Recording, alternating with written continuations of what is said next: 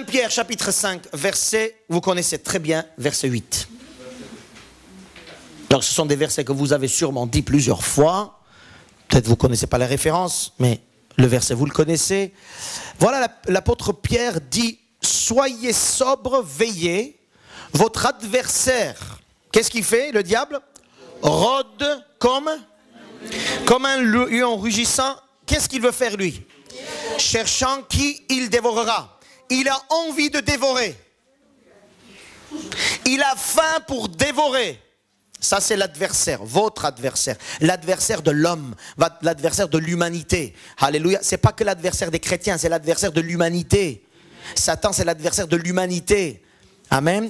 Et là il dit, verset 9, puisque nous avons vu qu'il y a quelqu'un qui veut me dévorer, alors résistez-lui. Le texte dit, résistez-lui avec une foi ferme, sachant que les mêmes souffrances sont imposées à vos frères dans le monde. Les mêmes souffrances, puisque c'est le même adversaire. Amen. Le même adversaire travaille de même manière, que ce soit en Égypte, au Liban, en France, en Italie, en Afrique, aux États-Unis. En Sibérie aussi, hein, quand il y a une seule personne là-bas habitant tout seul, là-bas aussi c'est la même chose. Hein, parfois il y a des gens qui disent « Je vais tout quitter, partir tout seul, dans une cabane. » J'ai vu une émission il n'y a pas longtemps, quelqu'un il est allé tout seul dans une cabane, tout seul il vit dans la neige. Voilà, il n'y a personne. Et tu sais, quand tu regardes ça, tu dis « Waouh, c'est bon, ça il est tranquille, personne ne le dérange. » Parfois on a envie, hein. Personne sûrement, mais l'adversaire non. Parce que l'adversaire, il veut dévorer quand il y a un homme en face de lui. Amen. Jacques chapitre 4 verset 7 nous dit le verset suivant. Soumettez-vous donc à Dieu, résistez au diable, et qu'est-ce qu'il fera? Il fuira loin de vous. Vous pouvez répéter, il fuira loin de vous. Le lion rugissant qui veut dévorer quelqu'un, donc, rôde. Mais la Bible nous dit que ce lion rugissant qui rôde, qui veut dévorer quelqu'un, va aussi fuir. Extraordinaire. Beaucoup de chrétiens parlent de ce lion rugissant qui rôde. Attention, Satan rôde autour de toi. Attention, l'ennemi rôde. Faisons attention, il rôde. Mais j'en vois très peu de chrétiens qui disent, il fuit aussi loin de moi. Ça, j'en vois pas beaucoup, hein. Alléluia. Je pense qu'il faut qu'on puisse mettre les deux versets ensemble. Il rôde, c'est son job. Il veut dévorer, c'est son job. Un jour, il sera anéanti, comme la Bible nous le dit. Mais, là, les textes nous montrent que celui qui veut me dévorer, j'ai aussi une connaissance, pour l'instant je parle comme ça, connaissance, et apparemment une action par laquelle celui qui veut me dévorer peut s'enfuir. C'est ce que la Bible me le dit. Hein? Je suis désolé, je veux suivre la Bible. Et que la parole de Dieu. Amen. Alléluia. Pour ceux qui ne veulent pas suivre la parole de Dieu et que la parole de Dieu, bienvenue en touriste ici, mais vous ne pouvez pas aller plus loin. Amen. Ici, on prêche que la parole de Dieu et on veut rester que dans cette parole-là, pas plus, pas moins. Amen. Donc ça veut dire, on prie en disant, Seigneur, garde-nous dans la parole. Que nos pensées ne soient pas un peu... Amen. Il y a quelques jours, quelques semaines, je regardais une émission, vous savez, les émissions des animaux. Les tigres, les lions, les chacals, les hyènes. Et puis d'un coup, j'ai vu, donc, c'est une émission où un lion veut attaquer un troupeau. Et j'aime beaucoup bon, bien sûr, ces émissions-là, elles sont extraordinaires, hein, ces documentaires. Et donc, le lion va repérer un troupeau, de loin. Le troupeau ne voit rien du tout. Alors, le lion va faire toute une stratégie, d'abord de camouflage. Il se camoufle entre les herbes, et donc, il va tout faire pour s'approcher, mais il prend son temps. Et à chaque fois qu'il s'approche, c'est un petit pas. Et puis il s'arrête. Rien ne bouge. Personne ne le voit. Un deuxième pas. Hop, il s'arrête. Vous avez vu ça, hein, comme ça, il est... En plus, il n'est même pas debout, il est camouflé comme ça. Hein, deuxième pas. Troisième pas. Quatrième pas. Et puis il arrive entre les buissons et le troupeau qui est là. Et il repère. Il ne fait rien, il regarde. Il regarde. Il regarde le troupeau, il regarde le troupeau, il regarde pour voir quel est l'animal, on va dire, le mouton, on va dire, hein, quel est le mouton qui est, alors, ou bien un petit peu isolé du troupeau, ou bien faible, qui n'arrive pas à suivre, hein, il est en retard, ou bien occupé à chercher la nourriture. Et comme il est occupé à chercher la nourriture, du coup, il baisse la garde et il s'éloigne de son troupeau. Amen. Et le lion repère celui-là. Après, ça y est, chasse. Hein? Il court derrière, le mouton court, mais bon. Hein? Et puis il l'attrape et il la bouffe. En fait, il la dévore. Et pendant que je regardais ça, je dis, c'est vrai. Les animaux qui étaient ensemble, il ne les a pas approchés. Ils pouvaient manger tous, mais ils ne pouvaient pas. Il pouvait, mais il n'a pas pu. Pourquoi? Mais parce qu'il ne peut pas faire contre cette ambiance du troupeau qui se fortifie les uns les autres. Il l'a fait à celui qui était occupé à manger, ou chercher la nourriture, ou isolé, ou éloigné. C'est la stratégie du diable. La deuxième question que je vous pose, en tout cas, une question que je vous pose, c'est qu'est-ce qu'il devient l'homme quand il est dévoré par l'ennemi? Il cherche, l'ennemi cherche quelqu'un qui va dévorer. D'accord? Disons qu'il l'a dévoré. Qu'est-ce qu'il devient cet homme? À votre avis, un homme, donc on va discuter un petit peu ensemble. À votre avis, un homme qui est dévoré par le diable, comment on le voit? Captivé par quoi? Par autre chose. Il est neutre. Voilà, dépression, tristesse. Pardon? Il devient ennemi de la parole. Il devient ennemi de la parole. Pardon? Alors qu'il avait connu. Hein? Ou peut-être pas. Indifférent à la parole de Dieu. Nous avons un exemple de Marc chapitre 5 de ce démoniaque. Bon, notez-le, on ne va pas lire. Je vais tout simplement vous rappeler.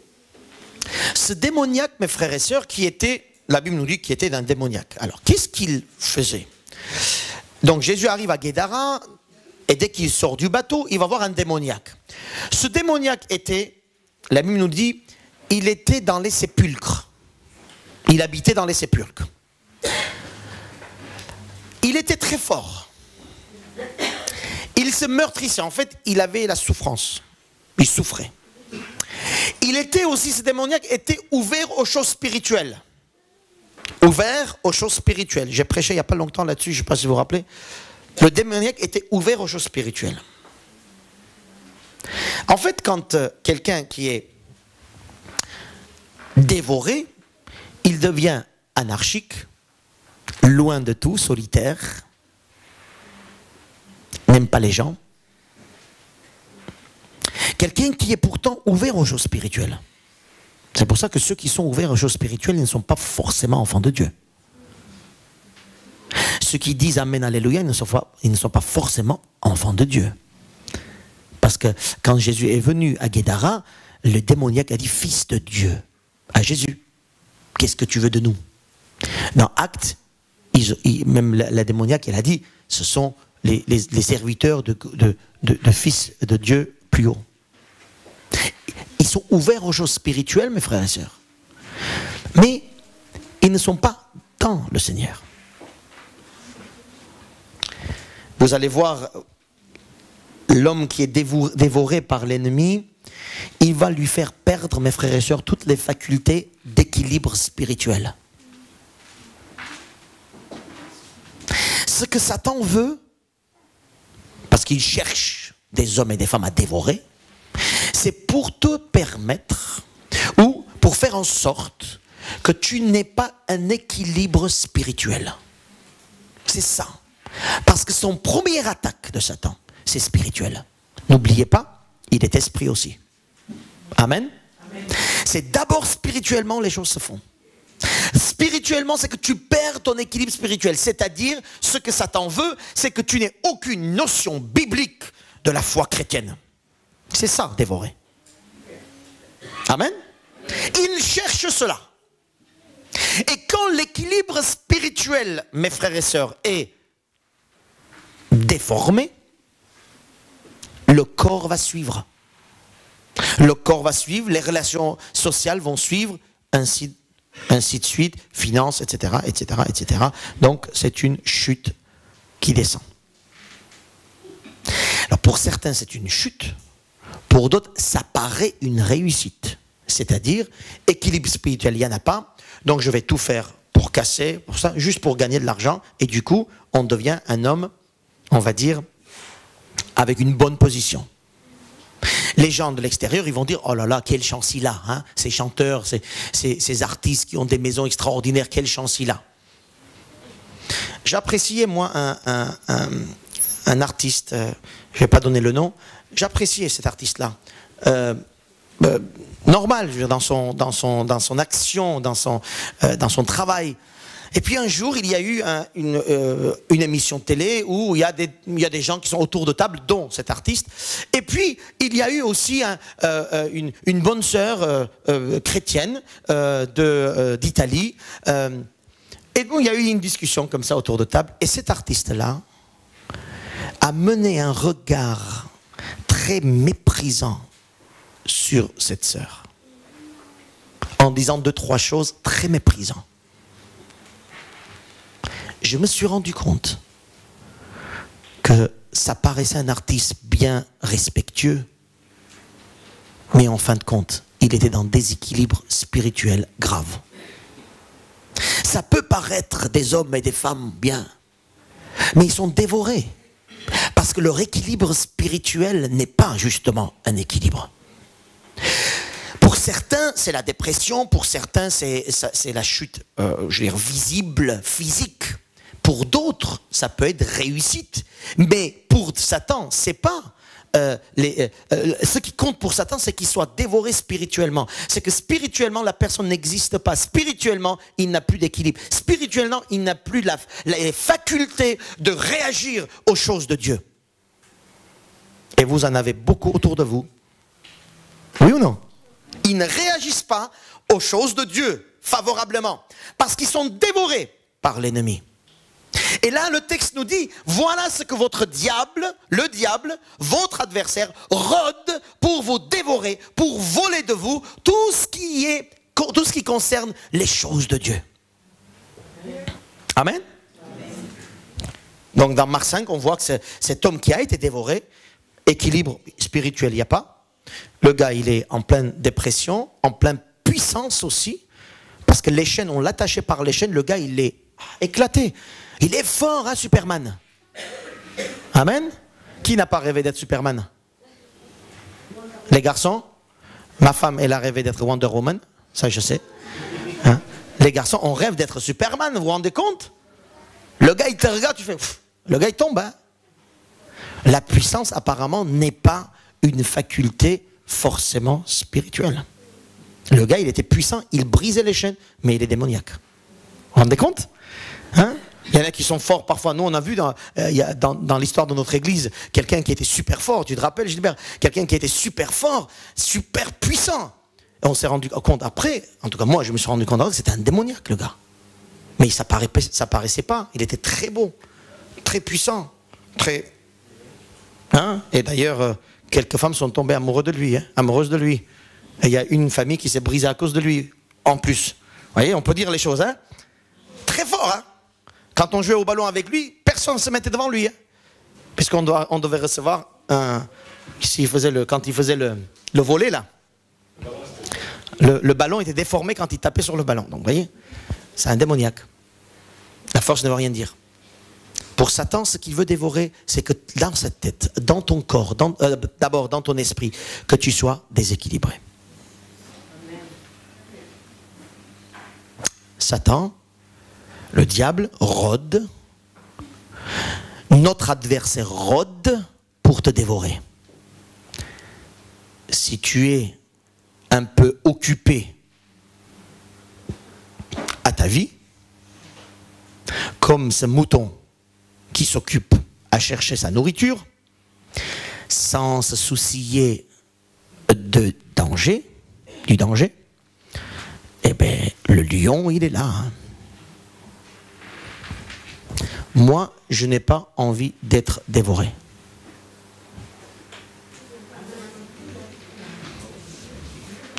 La Bible me dit, attention, séance de dévorage. Tout le temps. Alors, la question suivante, comment ne pas y entrer? Comment ne pas être dévoré? Vous ne posez pas cette question, vous? Hein, ou vous en fichez, oh, qui me dévore, on verra ce que ça donne. Hein? Hein, le gars, il y a quelque temps, il y a quelqu'un qui a voulu être dévoré par un anaconda.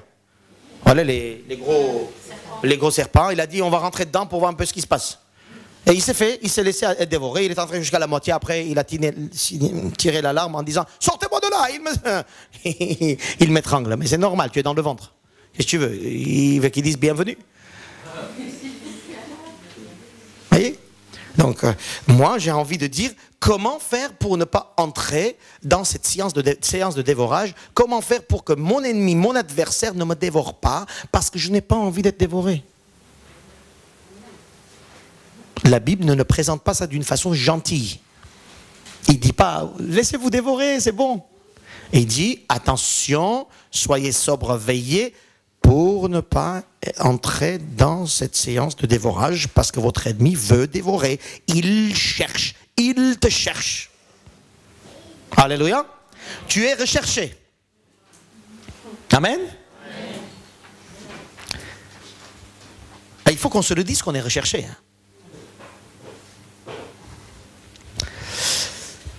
La première chose que Jacques nous dit, pour ne pas entrer, pour ne pas être dévoré, la première chose que Jacques nous dit, c'est soumettez-vous à Dieu. Mes frères et sœurs, c'est la base de tout. Soumettez-vous à Dieu, bien sûr, pour moi, c'est la conversion. C'est la nouvelle naissance. Pour moi, c'est de me donner totalement, et le mot, il est fort, il dit pas acceptez le Seigneur, croyez à Jésus-Christ, il dit pas allez à l'église, il dit soumettez-vous à Dieu. C'est une force, avec ces trois mots, mes frères et sœurs, c'est une puissance, c'est une bombe de dire donne-toi totalement au Seigneur Jésus. Soumets-toi à Dieu, c'est la première chose, parce que c'est sous ses ailes que tu as la protection. Amen. Donc quelqu'un qui n'est pas au Seigneur Jésus, quelqu'un qui ne s'est pas donné publiquement, je vais dire deux, trois choses tout à l'heure, qui n'a pas seulement confessé, mais qui ne le se montre pas aussi que sa vie est une soumission à Dieu, à la parole de Dieu. Et là je précise, soumission au Seigneur Jésus. Parce qu'il y a beaucoup de religions qui se soumettent à leur Dieu. Hein. Mais moi, je me soumets à Jésus-Christ. Je donne un nom dessus. Parce que quand je dis soumettez-vous à Dieu, ça veut essayer d'élargir un peu les choses. Moi, je veux rester précis. Je me soumets à Jésus-Christ. Soumettez-vous à Jésus-Christ quelque part, à Dieu, à votre Dieu. Celui qui vous a sauvé. Celui qui est venu vers vous, celui qui vous a... Alléluia. Donc la première chose, mes frères et sœurs, pour ne pas être dévoré par le lion qui veut te dévorer, c'est de te soumettre à Dieu. De te soumettre à Jésus-Christ. Une vraie conversion, une vraie nouvelle naissance, un vrai abandon à Jésus-Christ. Une vraie consécration à Jésus-Christ. Et pas seulement, je crois en Jésus. Amen. On en voit des gens qui nous disent je crois en Jésus et qui font des dégâts extraordinaires derrière. Amen. Vous êtes d'accord avec moi pour voir qu'il y a des gens autour de nous? Mes frères et sœurs, ce n'est pas je crois en Jésus, c'est je me soumets à Jésus-Christ. Parce que c'est là la seule, unique, première condition de ne pas être dévoré par... Est-ce que vous avez déjà senti dans votre vie que vous avez été de temps en temps dévoré? C'est-à-dire on va dire, une tentative de dévorage est arrivée chez vous, ou arrive chez vous. Est-ce que vous avez senti que le diable qui rôde est vraiment en train de ranger la patte sur moi? Vous avez vu ça? Oui, ou je suis le seul? Ça arrive. Hein? Moi, je vais prendre l'autre verset qui dit « Le diable fuira de vous ». Mes frères et sœurs. Moi, que je sens, et quand je sens que je suis recherché et je suis sur le viseur de l'ennemi. Amen, ça arrive, hein? Que le lion me regarde. La première chose que je fais, je me soumets très vite sous la main du Seigneur Jésus-Christ. Je viens très vite dans les bras d'amour du Seigneur. Je reviens dans ma consécration. Je reviens dans ce que je suis en Jésus. Mais si tu n'es pas né de nouveau, où tu vas toi? Où tu vas? Si quelqu'un n'est pas né de nouveau, comment il peut? Oui, il veut recommencer, mais en attendant, il perd ton temps. En attendant, le lion s'approche. Hein? On n'est pas, mes frères et sœurs, dans une situation où de dire tout simplement, ouais, on a le temps, ça va, sous la grâce, gloire à Dieu. Non, toi, tu perds ton temps, mais lui, il ne perd pas son temps hein, pour venir te dévorer. Tu baisses la garde, pas de problème. Le lion, tu ne vas pas dire, attends 2 minutes. Hein, qu'on va essayer de ranger ça, qu'on va à l'église d'abord dimanche, qu'on soit ressourcé dimanche matin, après tu peux attaquer. Et il attaque lui. Hein.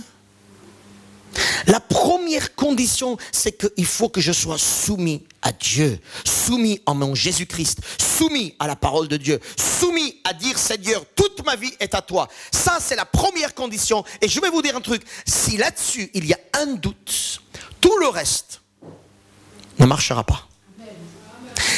Si tu n'arrives pas à te dire, je suis à Jésus-Christ, il est mon Seigneur, si l'Esprit de Dieu ne travaille pas en toi, s'il n'y a pas cette conviction, cette proclamation de l'Esprit que tu es un enfant de Dieu, comme il dit dans le verset, hein, l'Esprit dit à mon esprit que je suis un enfant de Dieu. Alléluia.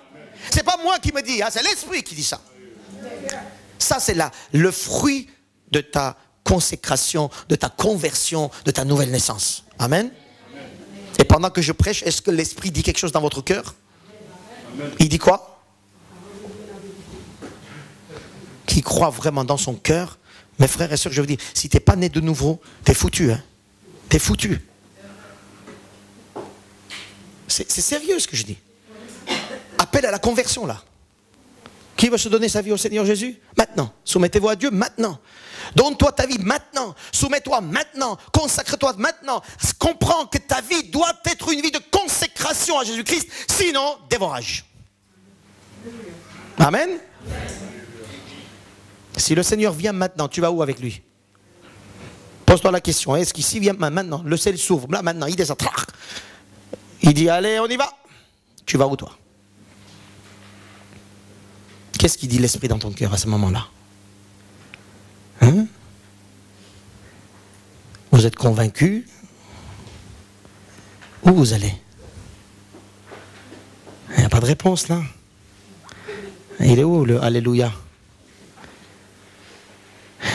Il est où l'assurance? Tu vas au ciel, au paradis ou tu vas à l'enfer? Là maintenant, si le Seigneur vient maintenant, là, hop, voilà. Et tu fais. Qui a l'assurance d'aller au ciel et qui ne sait pas, ou on doute encore. Qui doute? On ne sait pas, Dieu seul sait. Hein? Est-ce que vous avez l'assurance de votre salut? Il vient maintenant, tu vas au ciel?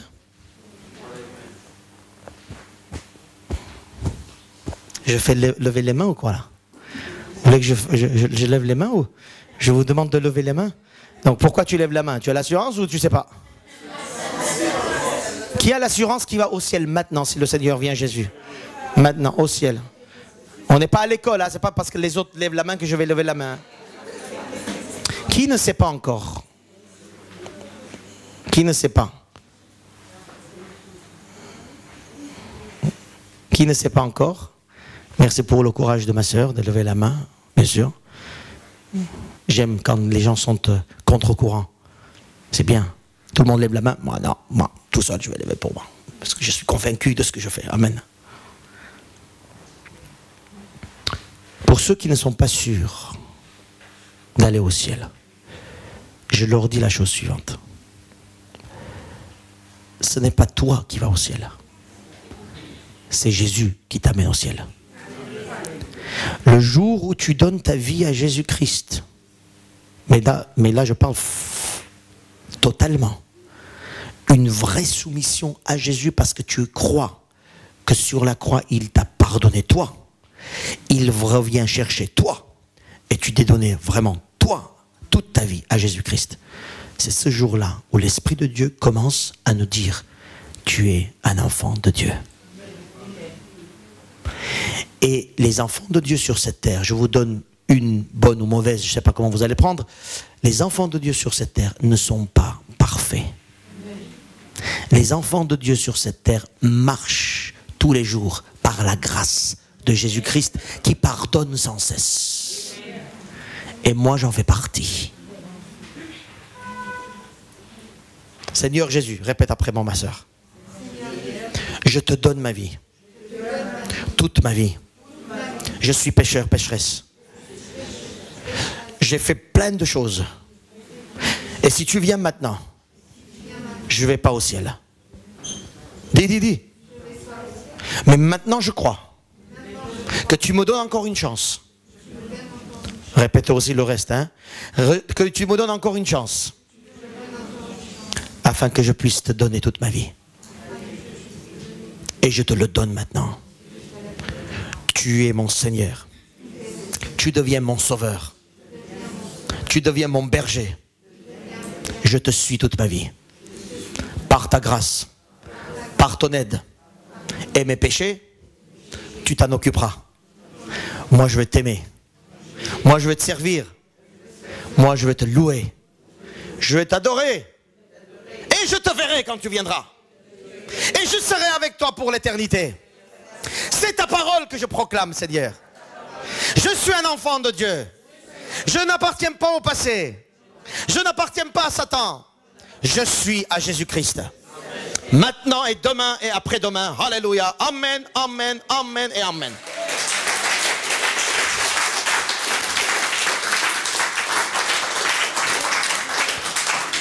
Point à la ligne. Soumettez-vous à Dieu et je suis à Jésus-Christ. Première chose. Maintenant, tu peux dire tranquillement, je suis à Jésus-Christ. Et là, si Jésus vient maintenant, tu vas au ciel. Il dit, celui qui accepte Jésus-Christ a la vie éternelle. Avec lui, hein, pas en enfer, hein, avec lui. Amen. La première chose pour ne pas être dévoré, la première chose c'est que je dois appartenir à Jésus-Christ. Mon Père, c'est le Père qui a créé le ciel et la terre. Mon frère, c'est Jésus-Christ. Les anges sont mes compatriotes. Alléluia. J'irai au ciel, j'habite au ciel. Ma place est là-bas. Je suis un enfant de Dieu. Alléluia. Ça, il n'y a pas de doute. Je me soumets à Dieu. Je me donne à Dieu. Je me tourne vers lui. Je suis consacré. Ça, c'est la première condition pour se tourner après pour dire 2-3 choses à l'ennemi. Imaginez le mouton qui va être dévoré, qui est comme ça.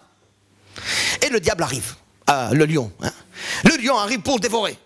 Il va attaquer. Et d'un coup, imaginez, ce mouton qui se tourne vers le lion. Et il ouvre la gueule en disant ah! Le lion s'enfuit. Hein. Oui ou non? Je vais vous apprendre à vous ouvrir la gueule.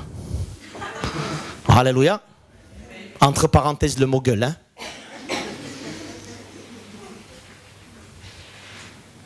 Le lion rugit.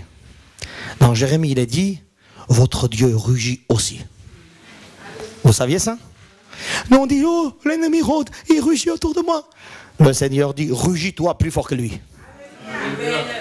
Amen. Mais la première condition pour rugir contre l'ennemi afin qu'il fuit, parce que moi, je ne veux pas être dévoré, je veux qu'il fuit. Parce que là, Jacques, il a dit, il fuira loin de vous. Moi, je prends ça au mot, hein, je m'en fiche. Hein. Moi, cette phrase, je le prends au mot. Il fuira loin de vous. Ce vous, il faut que ce soit moi. Il fuira loin de toi, mon frère. Ouais.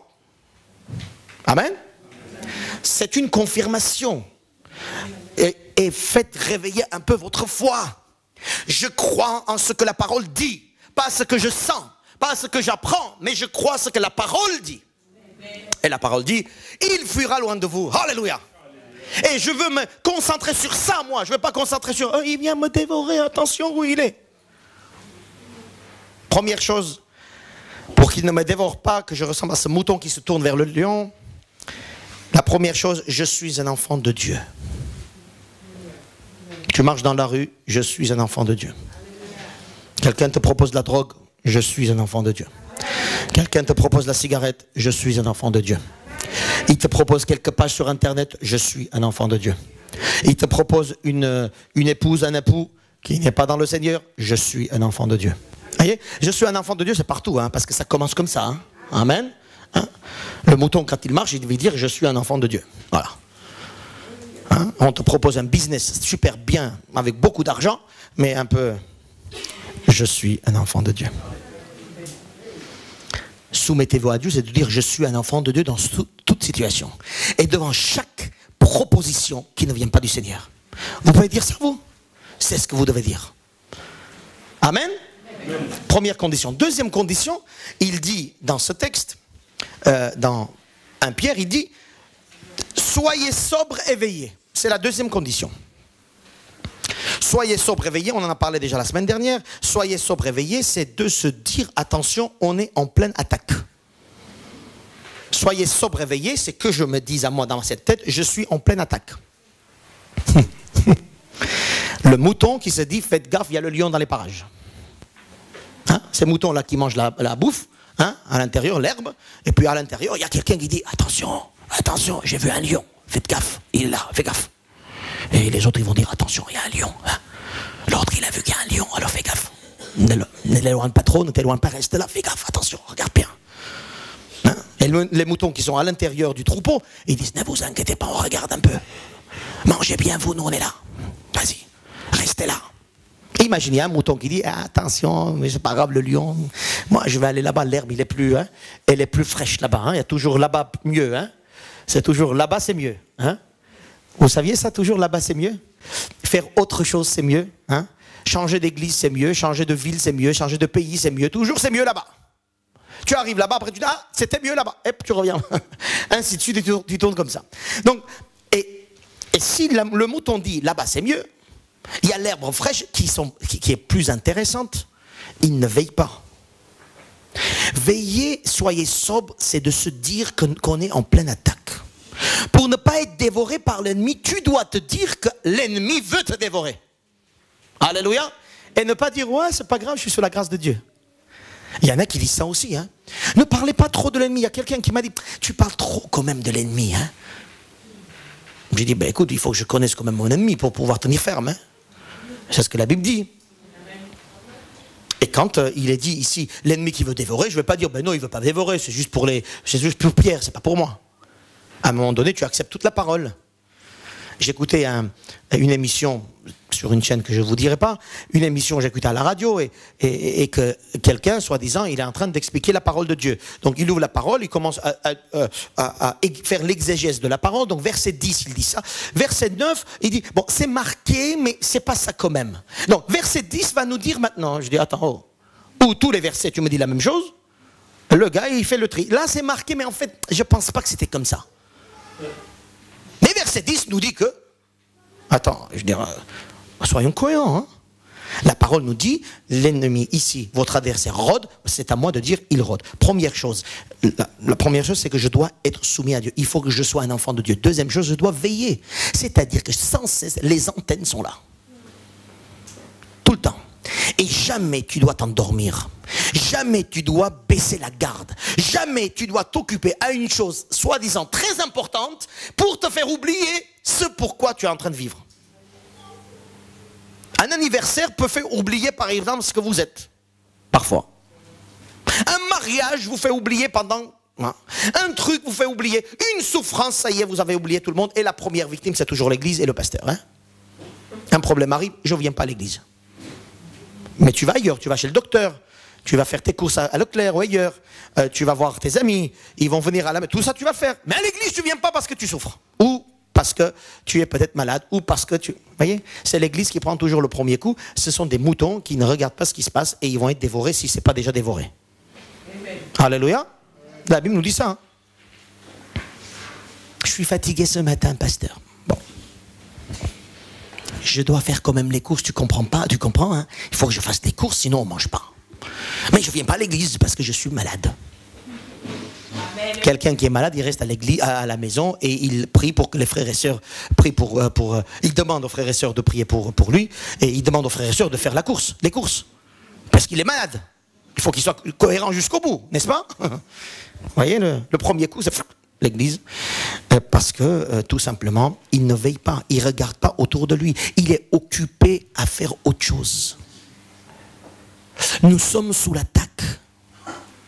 Qui a vécu dans un pays de guerre? Les bombes, moi j'ai vécu, est-ce que d'autres ont vécu avec moi? Pays de guerre. Ah bah alléluia, vous êtes follement. Ouais, voilà. Pays de guerre, c'était très simple. Moi je vous dis, quand on disait, attention, ce soir il y a le bombardement, ce soir on ne fait rien d'autre. On veille, on regarde, on ne dort même pas, on dit, prêt à partir, prêt à changer de maison, prêt à on ne dit pas, ouais, mais il y a la mission préférée à la télé, il faut qu'on regarde. Hein. On oublie l'émission télé, on oublie tout ça parce qu'on est sous l'attaque. Amen. Soyez sobre, veillez, c'est ça. Soyez sous attaque. Pourquoi? Parce qu'il y a quelqu'un qui veut te dévorer, qui veut t'enlever ton équilibre spirituel, quelqu'un qui veut te faire mal, quelqu'un qui veut te faire oublier qui tu es, quelqu'un qui veut perdre toute la bonté de la vie, quelqu'un qui veut voler de toi ta joie, ta paix, quelqu'un qui veut te faire du mal. Alors, veille!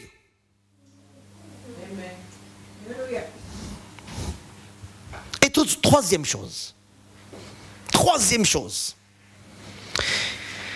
il dit, votre adversaire, donc, rôde, résistez-lui avec une foi ferme. Alors là-dessus, il suffit, les minutes qui nous restent ne nous suffiront pas. Comment je dois résister à l'ennemi? Une foi ferme. Il est dit, n'est-ce pas? On vient de lire, vous avez oublié déjà? Résister à lui avec une foi ferme. C'est quoi cette foi ferme? Moi je sais, parce que j'ai compris que le secret le secret pour que l'ennemi fuit loin de moi, c'est que j'appartiens à Jésus, que je veille et que je résiste par la parole. La foi ferme en quoi? Je crois en quoi, moi? Résistez-lui à l'ennemi par la foi, certes, mais de quelle foi parlons-nous? Et c'est là que beaucoup de chrétiens tombent dans ce panneau-là. Et l'ennemi, il est très content, parce que les chrétiens ne savent pas résister par une foi ferme. Parce que les chrétiens ne savent pas quelle est la foi sur laquelle je dois être ferme. De dire que Dieu existe, ça, Satan le sait aussi. De dire que j'aime Dieu, ça, Satan le sait aussi que tu aimes Dieu. Mais résister à Satan par une foi ferme, ça nécessite la réflexion, mes frères et mes sœurs. Vous avez compris? Je vous pose la question, selon vous, résister par la foi ferme, selon vous, c'est quoi? Voyons un peu le niveau de la salle. Proclamer tout ça. Proclamer ses promesses. Quelqu'un a dit quoi là-bas? Croire à quoi? Alors, croire à Dieu, bien sûr, mais cela ne suffit pas. Parce que croire en Dieu, ça veut dire quoi? Que je crois que Dieu est là, qu'il existe, c'est bien. Mais cela n'est pas une foi ferme. C'est une porte d'entrée dans la foi. Lui mettre sa confiance. Donc on commence un peu plus poussé, et c'est ce que j'aimerais. Vas-y, Jeanne. Obéir à la parole de Dieu. Avoir une foi ferme, c'est se soumettre, obéir à la parole, proclamer ses promesses, lui faire confiance. D'autres, si quelqu'un... Vas-y, frère. Être revêtu par Christ. Alors ça, il faudrait qu'on explique un peu, puisque c'est assez spirituellement qu'on comprend, mais expliquons d'une façon très, on va dire, terre à terre. Revêtu de Christ, ça veut dire quoi?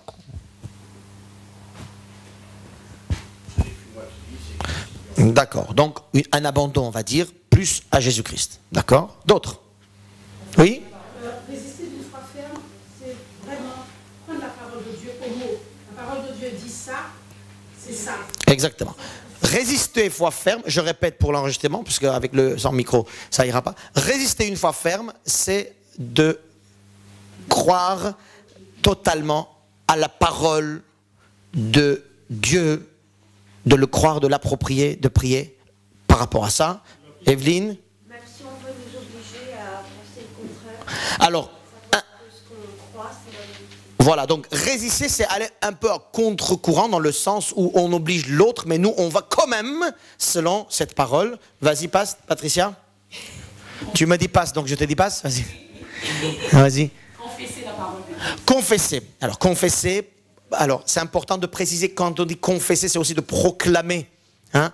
Pour certains, quand on dit confession, on pense toujours à je confesse mes péchés, ça, il y a ça, mais plutôt proclamer dans le sens que tu viens de dire, que j'ai compris. D'autres personnes, vas-y Céline.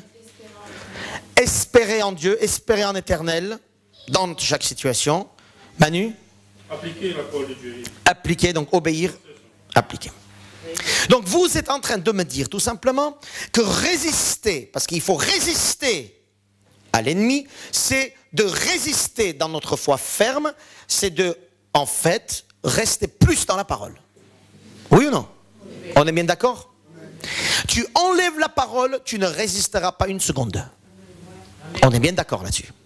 Alors quand l'apôtre Pierre nous dit résister avec une foi ferme, c'est-à-dire avec une foi qui est ferme dans la parole. C'est ça une foi ferme. Je crois en Dieu, mais il faut que ma foi soit une foi ferme dans ce que ce Dieu me dit. Amen. Beaucoup de religions croient en Dieu, hein? Mais moi, je crois en ce Dieu qui a rejeté Jésus-Christ et qui me dit des choses, et je crois totalement à cette parole qui a été prononcée par ce Dieu qui a rejeté mon Jésus-Christ d'entre les morts. Amen. Une foi active, c'est une confession et une appropriation. Sinon, séance de dévorage. Alléluia. Quand nous disons la foi, et je dirais beaucoup, la semaine prochaine, là, venez avec vos cahiers, je vais vous donner des paroles très pratiques pour que vous puissiez croire, prier et confesser. Quand nous disons nous restons fermes sur la parole, nous devons rester fermes ce que la parole de Dieu dit à un enfant de Dieu. Je répète, quand la parole de Dieu dit à un enfant de Dieu, parce que je me suis soumis à Dieu, n'est-ce pas? Je suis un enfant de Dieu, Jésus-Christ est mon Seigneur et Sauveur. Qu'est-ce que la Bible dit à un enfant de Dieu? Résister au diable avec une foi ferme de ce que Dieu dit que tu es. De ce que Dieu dit que tu peux. De ce que Dieu dit que tu dois. Pas ce que tu penses. Une foi ferme de la parole, sur la parole, cette parole qui dit ce que l'enfant de Dieu est, doit être, doit vivre. La semaine dernière, je vous ai passé là-dessus, hein. C'est lié les rênes de votre entendement. Je disais, la semaine dernière, je disais, il faut que dans notre tête, que nous puissions nous dire quel est l'enfant de Dieu, qui est l'enfant de Dieu, comment il doit se comporter. Je veux être comme lui. Et là, ce que je vous dis, Satan, apparemment, il fuira loin d'un enfant de Dieu. Oui ou non? Il le dit, hein. Je dois tout simplement lui résister. Devenir cet agneau, ou ce mouton, à peine quand il voit que la main vient sur lui, tourner vers le lion et rugir à ce lion avec la parole. Amen. Puisque la parole dit, concernant un mouton, que tu es aussi un lion. Un enfant de Dieu est aussi un lion rugissant. Vous saviez ça? Amen. Mais il rugit quoi? Il rugit ce qui est marqué dans la parole pour un enfant de Dieu. C'est pour ça, si tu n'es pas un enfant de Dieu, tu peux rugir rien du tout. Même une fourmi ne s'éloignera pas de toi. Une vie de confession, une vie de consécration à Jésus-Christ te donne la puissance de faire fuir même le chef des démons, Satan lui-même. Mais si tu ne vis pas dans cette vie de consécration, d'abandon, de soumission, tu peux même pas fuir une petite mouche. Amen. Alléluia.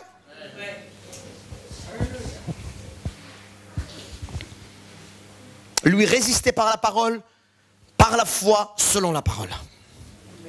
C'est ce que Jésus a fait, notre exemple. L'exemple de Jésus, c'est quoi? Satan est venu 3 fois. Et 3 fois, qu'est-ce qu'il a dit, Jésus? Il est écrit qu'il n'a pas dit, regarde, je suis un homme de Dieu, je suis fils de Dieu. Il n'a pas dit, je suis fils de Dieu. Il a dit, il est écrit que. Et comme moi, je crois à ce qu'il est écrit, ce que tu dis ne m'intéresse pas, ce que tu dis ne m'atteint pas, ce que tu dis n'a aucune puissance sur moi, parce que moi je crois ce qu'il est écrit. C'est là qu'il faut qu'on change un peu, les frères et sœurs, quand les problèmes sont là. Quand les attaques sont là, quand les séances des devoirages vont commencer, c'est là qu'il faut que tu changes, afin que tu puisses dire, confesser. Il y a 3 étapes dans ce 3e point. Vous prenez note, n'est-ce pas?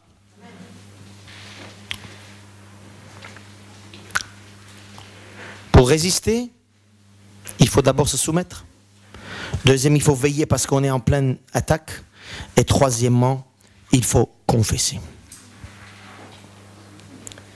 Confesser d'abord la parole, c'est croire vraiment. Là, tenez-vous bien, hein, quand on dit résister au diable avec une foi ferme, c'est d'abord croire vraiment que cette parole brise le roc. Vous croyez ça? Pour tenir ferme à l'ennemi, tu dois d'abord croire, toi, personnellement, au fond de toi, dans ton être intérieur, que la parole de Dieu brise le roc. N'importe quoi dans cette parole. Amen. Et non pas aujourd'hui, demain. La parole est efficace. Dans Ésaïe 55, verset 11, il est dit: ainsi en est-il de ma parole qui sort de ma bouche. Elle ne retourne pas à moi sans effet, sans avoir exécuté ma volonté et accompli mes desseins. Quand tu sors la parole de Dieu de ta bouche, quand tu la crois, il faut que tu dises que cette parole, avant de dire quoi que ce soit en face, avant de dire quoi que ce soit à l'ennemi, que cette parole est efficace. Quand elle est utilisée, elle va faire ce pourquoi la parole dit qu'elle fait. Vous avez compris le... Alléluia. La parole, elle était efficace, elle ne retourne pas à Dieu. Quand tu l'utilises, elle va faire son travail. Alléluia. Est-ce que tu crois fermement? Est-ce que vraiment tu crois? Est-ce que vraiment au fond de toi tu crois que cette parole est efficace? Quand tu donnes la parole, il y a quelque chose qui s'est passé, qui se passe et qui se passera, parce qu'elle ne retournera pas à Dieu sans avoir accompli sa volonté. Amen. Alléluia. Amen. Si tu n'as pas cette foi-là, je disais tout à l'heure, croire en Dieu c'est bien, mais c'est ça, de croire à la parole, parce que c'est la parole qui va briser l'autre parole. Amen. Parole contre parole, hein? Lion rugit, tu rugis aussi. C'est la même chose, hein? Le lion, quand il vient te dévorer, tu ne vas pas dire attends que je vais prier maintenant. Non, le lion, quand il vient pour lui faire peur, tu vas rugir comme lui. Et donc, si Satan il va t'attaquer par la parole, tu l'attaques par la parole. Satan il a attaqué Jésus par la parole. Jésus a dit, il est écrit, calme-toi. Hein? Calme-toi, tu n'as rien contre moi. Il est parti, hein, il n'a rien fait. Et la Bible nous dit, il est allé jusqu'à ce qu'il tourne une autre occasion pour revenir. Parce que Satan, c'est un lion dévoré, il cherche.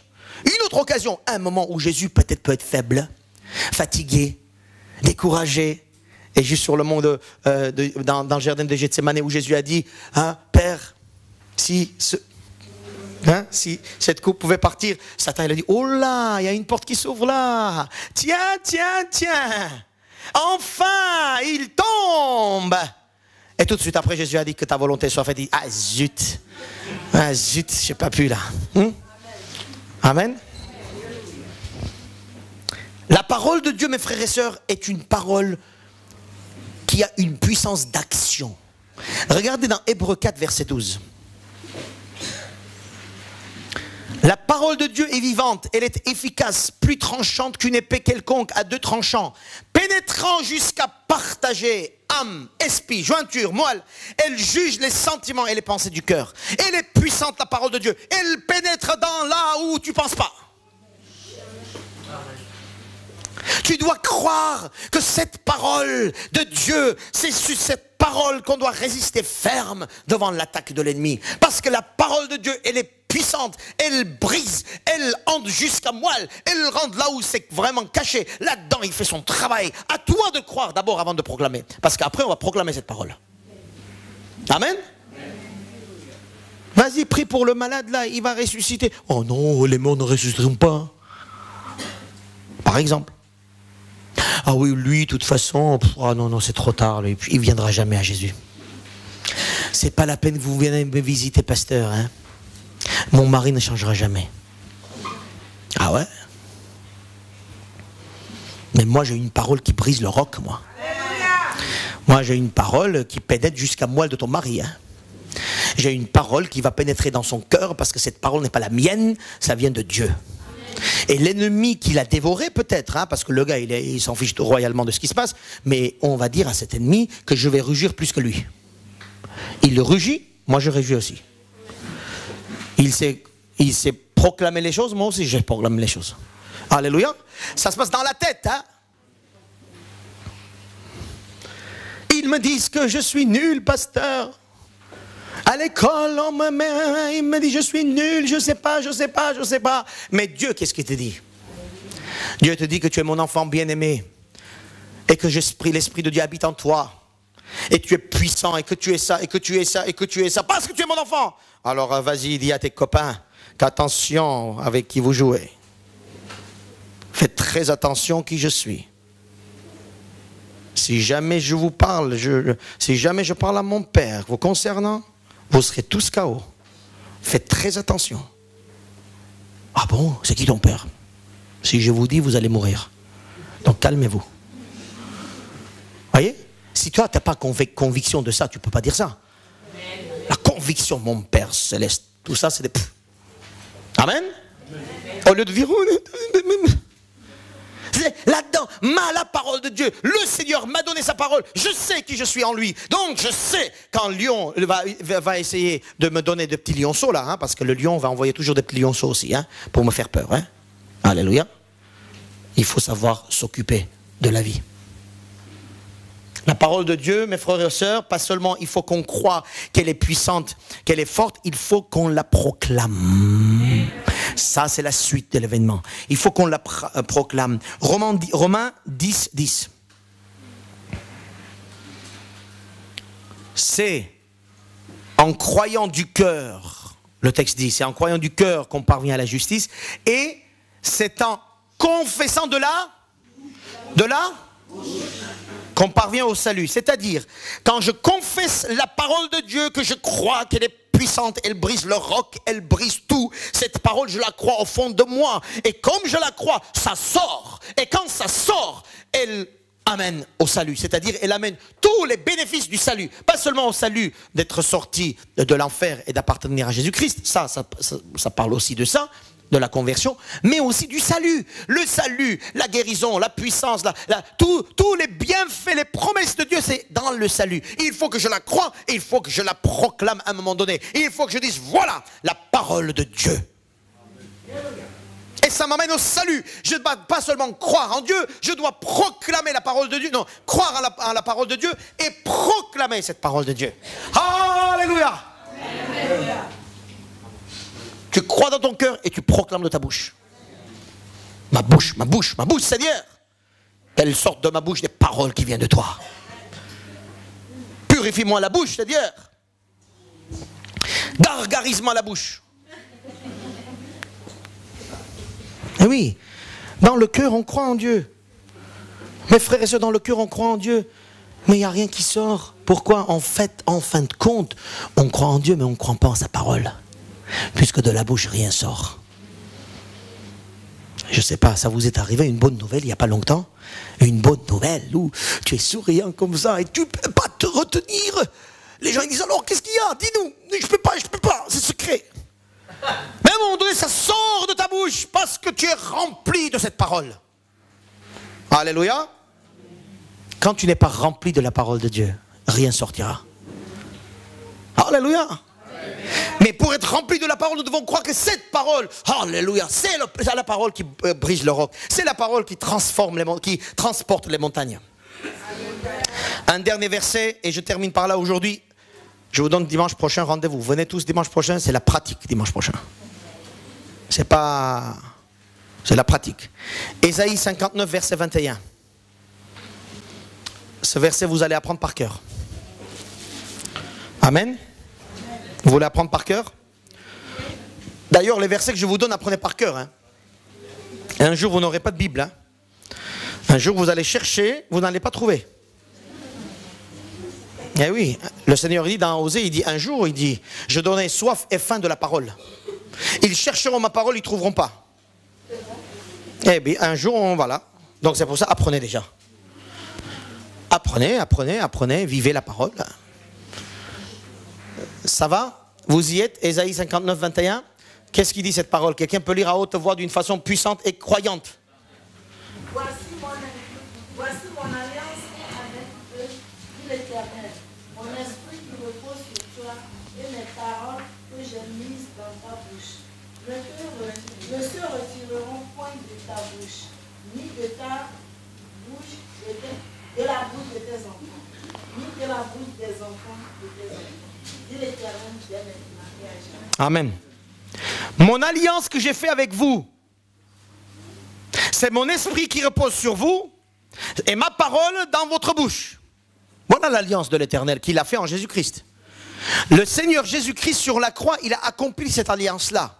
L'alliance où désormais les hommes et les femmes qui viendront à Jésus-Christ, accepteront Jésus-Christ, auront cet esprit de Dieu dans leur vie, la puissance. Et cet esprit de Dieu vivra dans leur vie par la bouche et par la parole qui sort de la bouche. Alléluia. L'ennemi veut te dévorer. Si tu es dans l'alliance de Dieu, converti, né de nouveau, l'esprit de Dieu repose en toi. Et cet esprit de Dieu qui repose en toi fait travailler dans ton ventre, dans ta vie. Fait travailler toute la parole de Dieu afin que tu puisses croire en cette parole. Et comme tu crois et tu crois et tu crois, l'esprit de Dieu va mijoter ça. Il va mijoter comme les cocottes minutes. Hein. À un moment donné, ça va sortir de ta bouche. Et c'est là, quand ça sort de ta bouche, l'ennemi va dire, oh celui-là c'est un fou, je le laisse tranquille. Et il fuira loin de toi. Amen. Alléluia. Mes amis, mes frères et sœurs, on est en plein combat. On n'est pas un petit tranquille là en France, on habite tranquillement, tout va bien. La carrière, le travail, les amis, les frères, l'argent. Non, spirituellement, tu es en plein combat. Quelqu'un qui veut te dévorer. Et à toi et à moi de dire, alors c'est à vous de prendre votre choix. Moi, mon choix c'est clair. Satan, il fuira loin de moi. Donc je fais tout le nécessaire. Je me consacre encore plus au Seigneur. Je veille sans cesse et je prie. Regardez ce qui se passe autour de moi. Et troisièmement, j'apprends la parole pour que cela mijote dans mon cœur afin que le moment venu, cette parole sorte et brise le roc en face de moi. Voilà 3 choses.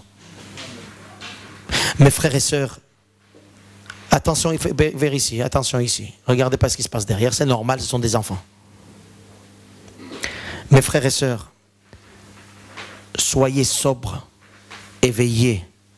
Votre adversaire, le diable, rôde, cherchant qui dévorer. Résistez-lui ferme dans la foi. C'est la même chose qui se passe, il dit aussi, les souffrances aux frères et sœurs. Ça, c'est le sens de l'attaque que l'ennemi mène au peuple de Dieu et c'est le sens même de la victoire que le peuple de Dieu mène à l'ennemi. L'alliance que j'ai faite avec mon peuple, c'est l'esprit que j'ai reposé dans son cœur et la parole dans leur bouche. Ils ne se retireront pas, tenez bien le texte, ils ne se retireront pas, la parole ne se retirera pas de la bouche des enfants de Dieu, ni les enfants de Dieu, des enfants et des enfants de génération en génération. Alors parents, écoutez-moi bien. Tu es responsable de ce qui sort de la bouche de ta fille, de ton garçon. Les célibataires qui vous mariez un jour, dès maintenant, vos enfants ne devraient pas seulement croire en Dieu, mais proclamer la parole de Dieu. Alors marie-toi avec quelqu'un qui va t'aider dans ce sens-là. Amen. S'il ne te donne pas cette aide-là, ce n'est pas la peine qu'il soit le plus beau du monde entier. Le gars, il n'a rien compris. Ou la fille. Je me marie avec quelqu'un qui va m'aider à ce que mes enfants soient un homme, une femme qui proclame la parole de Dieu. Donc ça va beaucoup de choses derrière, devant, toute la préparation. Amen. Et si vous avez des enfants qui ne proclament pas la parole de Dieu, cette parole est pour vous. Mon enfant, ou mes enfants, et les enfants de mes enfants proclameront la parole de Dieu. Je ne laisserai pas l'ennemi de me faire peur. Ils proclameront la parole de Dieu parce que moi, parent, aîné, au-dessus de responsabilités spirituelles, je proclame cela et je brise toutes les attaques de l'ennemi. Alléluia. Ça, c'est avoir une foi ferme, mes frères, mes sœurs. Résister lui avec une foi ferme, c'est celui-là. La semaine prochaine, je vais vous donner les ingrédients de la foi ferme. Les ingrédients pour que vous puissiez bien fabriquer votre parole. Hein? Alléluia.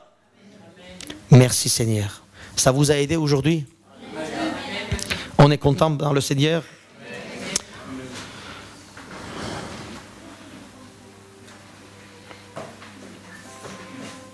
Gloire à Dieu. À toi seul toute la gloire, Seigneur, notre Dieu.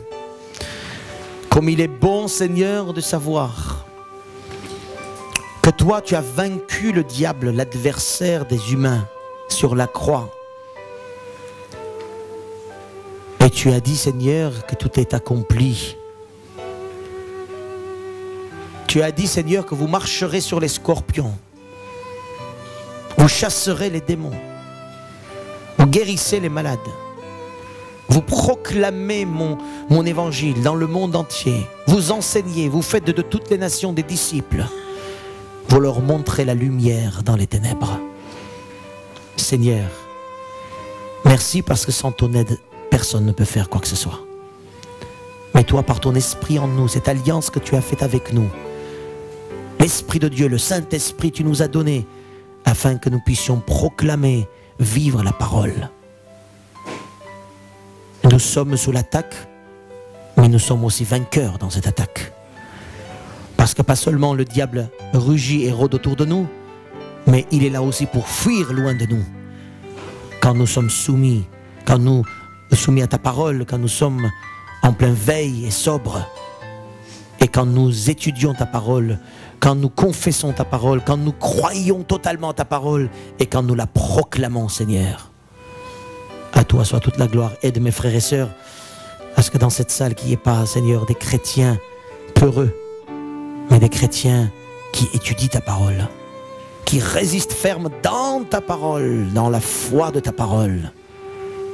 À toi soit toute la gloire. Au nom de Jésus-Christ, notre Seigneur et Sauveur. Alléluia. Amen.